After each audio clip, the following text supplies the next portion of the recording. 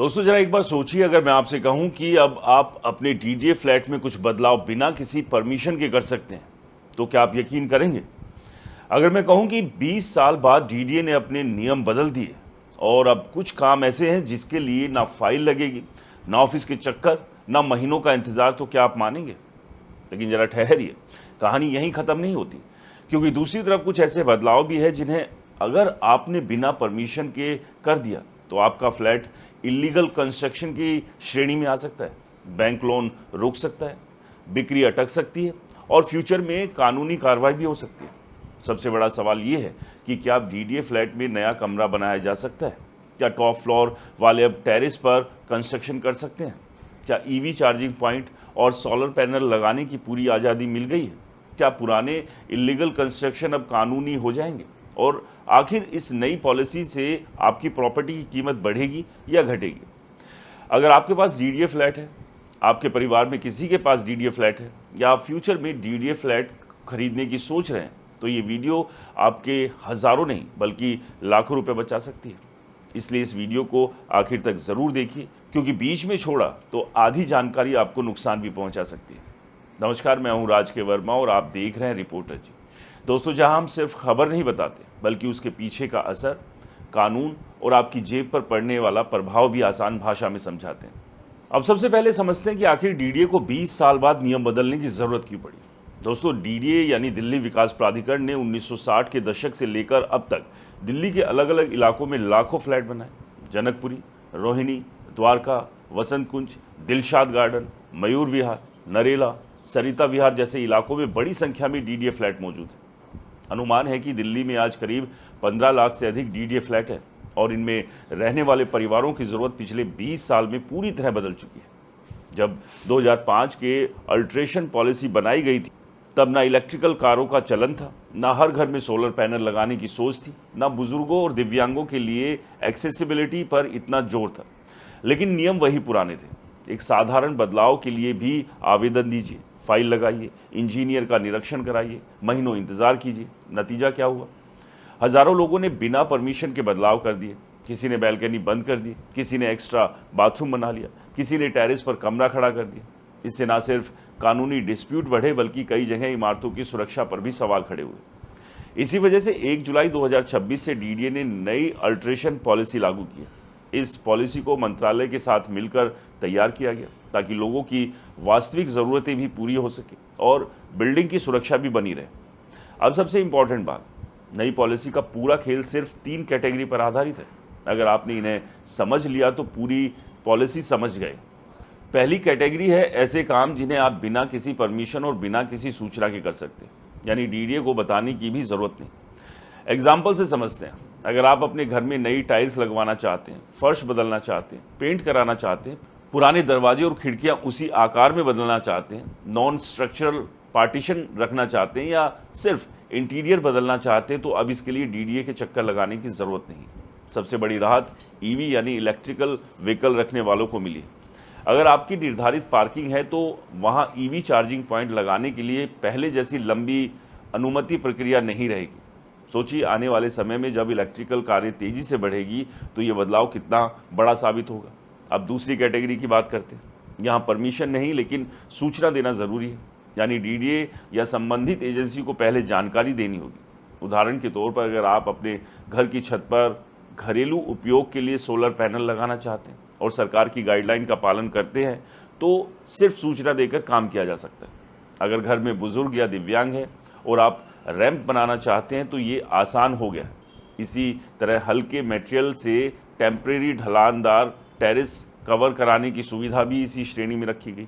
अब आते हैं तीसरी और सबसे संवेदनशील कैटेगरी पर। यहाँ बिना परमिशन कोई काम नहीं होगा। अगर आपने लोड बेयरिंग दीवार तोड़ी, नींव में बदलाव किया, पानी या सिविल लाइन बदली, किचन या बाथरूम की जगह बदल दी या कोई ऐसी कंस्ट्रक्शन की जिससे पूरी बिल्डिंग की सुरक्षा प्रभावित हो सकती है, तो पहले डीडीए या संबंधित प्राधिकरण की मंजूरी लेना अनिवार्य होगा।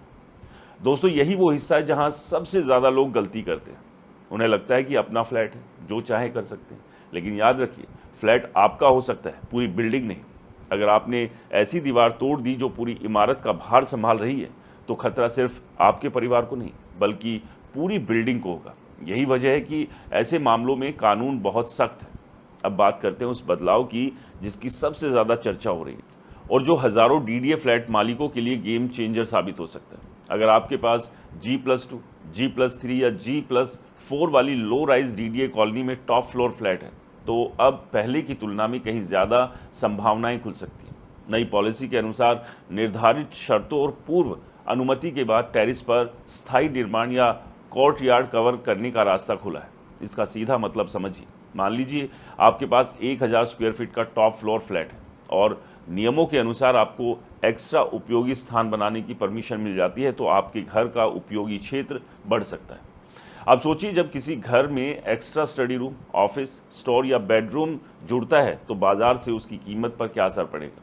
मेरी राय में आने वाले समय में डीडीए की लो राइज कॉलोनीज के टॉप फ्लोर फ्लैट की मांग बढ़ सकती है क्योंकि खरीदार सिर्फ मौजूदा फ्लैट नहीं बल्कि फ्यूचर की विस्तार क्षमता भी खरीद रहा होगा।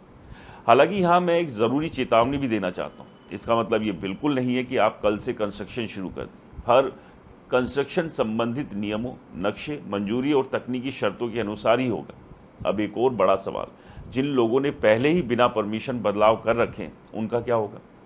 यही इस पॉलिसी का सबसे इम्पॉर्टेंट हिस्सा है। नई व्यवस्था में रेगुलाइजेशन यानी पुराने कंस्ट्रक्शन को कानूनी बनाने का रास्ता दिया गया है, लेकिन हर कंस्ट्रक्शन कानूनी नहीं बने।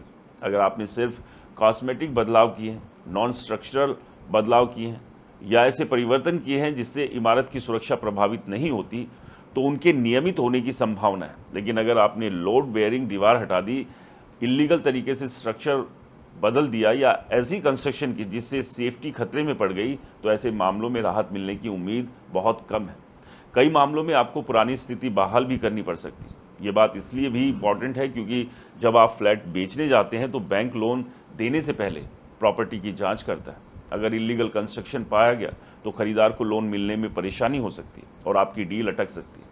यानी नई पॉलिसी सिर्फ कंस्ट्रक्शन की सुविधा नहीं बल्कि संपत्ति को फ्यूचर में बेचने के प्रोसेस को भी आसान बना सकती है। अब एक और भ्रम दूर कर लीजिए, क्या ये नियम सभी डीडीए फ्लैट पर लागू है? जवाब है नहीं। अगर आप high rise multi storey DDA building में रहते हैं तो आपके लिए राहत सीमित है। वहाँ ईवी चार्जिंग, सोलर पैनल और कुछ एक्सेसिबिलिटी सुविधाएं तो आसान हुई है, लेकिन बड़े स्ट्रक्चरल बदलाव या टेरेस कंस्ट्रक्शन जैसी छूट नहीं है क्योंकि ऊंची इमारतों में एक फ्लैट की छोटी गलती भी पूरी बिल्डिंग की सुरक्षा को प्रभावित कर सकती है। अब सबसे इम्पॉर्टेंट सवाल, क्या इससे प्रॉपर्टी की कीमत बढ़ेगी? मेरी एक्सपर्ट राय में इसका जवाब काफ़ी हद तक हाँ है, लेकिन हर जगह नहीं। जिन लो राइज डीडीए फ्लैट में फ्यूचर में नियमों के अनुसार विस्तार की संभावना होगी वहाँ खरीदार अधिक रुचि दिखा सकते हैं। जिन फ्लैट्स में ईवी चार्जिंग, सोलर पैनल और बेहतर सुविधाएं आसानी से लग सकेगी उनकी उपयोगिता भी बढ़ेगी। दूसरी तरफ जिन लोगों ने पहले इलीगल कंस्ट्रक्शन कर रखा है और उसे नियमित नहीं करा पाए वहाँ बिक्री में मुश्किलें बन सकती है। इसलिए अगर आपके पास डीडीए फ्लैट है तो जल्दबाजी में कोई कंस्ट्रक्शन शुरू करने के बजाय पहले नई पॉलिसी को अच्छी तरह समझिए। ज़रूरत हो तो आर्किटेक्ट या स्ट्रक्चरल इंजीनियर से सलाह लीजिए और जहां परमिशन ज़रूरी है वहां नियमों का पालन कीजिए। दोस्तों याद रखिए, एक सही फैसला आपकी प्रॉपर्टी की कीमत लाखों रुपए बढ़ा सकता है, जबकि एक गलत फैसला आपको कानूनी विवाद, आर्थिक नुकसान और सुरक्षा के खतरे में डाल सकता है। यही वजह मैं हमेशा कहता हूँ कि रियल एस्टेट में सबसे बड़ा इन्वेस्टमेंट ईंट और सीमेंट नहीं बल्कि सही जानकारी होती है। अगर ये जानकारी आपको पसंद आई हो, उपयोगी लगी हो तो वीडियो को लाइक कीजिए, अपने उन दोस्तों और रिश्तेदारों तक ज़रूर भेजिए जिनके पास डीडीए फ्लैट है, क्योंकि हो सकता है वो आज भी 20 साल पुराने नियमों के हिसाब से सोच रहे हो जबकि कानून अब बदल चुका है। अगले वीडियो में मैं बताऊंगा कि डीडीए की इस नई पॉलिसी का दिल्ली की प्रॉपर्टी मार्केट, फ्लैट की कीमतों और आने वाले इन्वेस्टमेंट के अवसर पर क्या असर पड़ेगा। तब तक के लिए नमस्कार।